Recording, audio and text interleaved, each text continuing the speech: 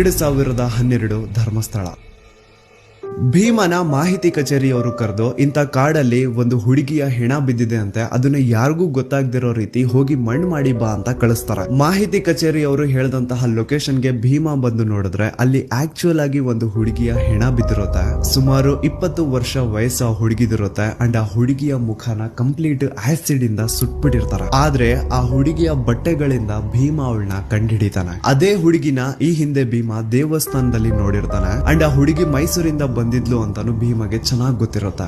So ನಿನ್ನೆ ದೇವಸ್ಥಾನದಲ್ಲಿ ನೋಡಿದಂತಹ ಅದೇ ಹುಡುಗಿ ಈಗ ಅವನ್ ಮುಂದೆ ಹೆಣ ಆಗಿ ಬಿದ್ದಿರ್ತಾಳೆ. ಅವಳ ದೇಹದ ಮೇಲೆ ಸರಿಯಾದ ಬಟ್ಟೆಗಳಿರಲ್ಲ, ಒಳ ಉಡುಪುಗಳೆಲ್ಲ ಕಾಣೆ ಆಗಿರ್ತವೆ, ಬಾಡಿ ಮೇಲೆಲ್ಲ multiple fractures and clearly body ನೋಡಿ ಗೊತ್ತಾಗ್ತಾ ಇರುತ್ತೆ ಅವಳ ಜೊತೆ ಅಂತ. ಅಂಡ್ ಅವಳ ದೇಹನ ಒಂದು ನ್ಯೂಸ್ ಪೇಪರ್ ಇಂದ ಕವರ್ ಮಾಡಿರ್ತಾರೆ ಹಾಳಾದವರು. ಭೀಮಾಗೆ ಮಾಹಿತಿ ಕಚೇರಿಯವರು ಏನ್ ಹೇಳಿರ್ತಾರೆ ಅಂದ್ರೆ ಅವಳ ಬಾಡಿನ ಒಂದು ಕಡೆ ಮಣ್ಣು ಮಾಡು ಅಂಡ್ ಅವಳಿಗೆ ಸಂಬಂಧ ಪಡುವಂತಹ ವಸ್ತುಗಳನ್ನ ಇನ್ನೊಂದು ಕಡೆ ಮಣ್ಣು ಮಾಡು, ಎರಡು ಒಂದೇ ಕಡೆ ಇರಬಾರ್ದು ಅಂತ ಕ್ಲಿಯರ್ ಇನ್ಸ್ಟ್ರಕ್ಷನ್ಸ್ ಕೊಟ್ಟಿರ್ತಾರೆ. ಮಾಹಿತಿ ಕಚೇರಿಯ ತನ್ನ ಸೂಪರ್ವೈಸರ್ಸ್ ಹೇಳ್ದಂಗೆ ಭೀಮಾ 2 ಗುಂಡಿ ತೋಡಿ 2 ಬೇರೆ ಬೇರೆ ಕಡೆ ಗುಂಡಿ ತೋಡಿ ಒಂದರಲ್ಲಿ ಆ ಹುಡುಗಿಯ ದೇಹನ ಮುಚ್ಚಾಕ್ತಾನೆ, ಇನ್ನೊಂದರಲ್ಲಿ ಅವಳಿಗೆ ಸಂಬಂಧ ಪಡುವಂತಹ ವಸ್ತುಗಳನ್ನ ಮುಚ್ಚಾಕ್ತಾನೆ. ಇದೇ ರೀತಿ ಭೀಮಾ ಆ ಒಂದು ಧರ್ಮಸ್ಥಳದ ಸುತ್ತಮುತ್ತ ಪ್ರದೇಶದಲ್ಲಿ ಎಷ್ಟು ಹೆಣಗಳನ್ನ ಅಕ್ರಮವಾಗಿ ಊತಾಕಿದನೋ ಅವನ್ಗೆನೆ ಲೆಕ್ಕ ಇಲ್ಲ. ಹೆಂಗಸರು, ಅಪ್ರಾಪ್ತ ವಯಸ್ಸಿನ ಬಾಲಕಿಯರು, ಭಿಕ್ಷುಕರು, ಈವನ್ ದೇವಸ್ಥಾನದ ಮುಂದೆ ಬಂದು ಕುತ್ಕೊಳ್ತಿದ್ದಂತಹ ಭಿಕ್ಷುಕರನ್ನು ಸಹ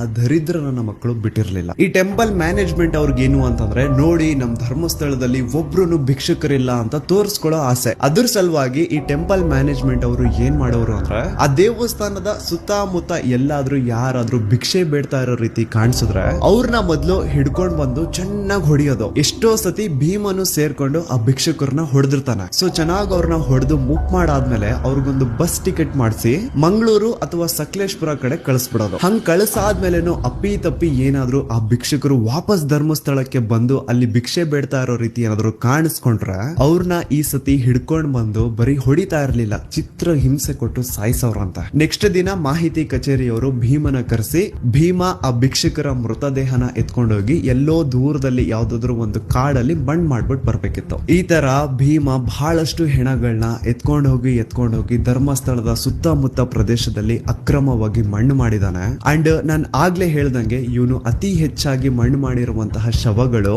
ಒಂದು ಹೆಂಗಸರದು, ಇನ್ನೊಂದು ಅಪ್ರಾಪ್ತ ವಯಸ್ಸಿನ ಬಾಲಕಿಯರದು.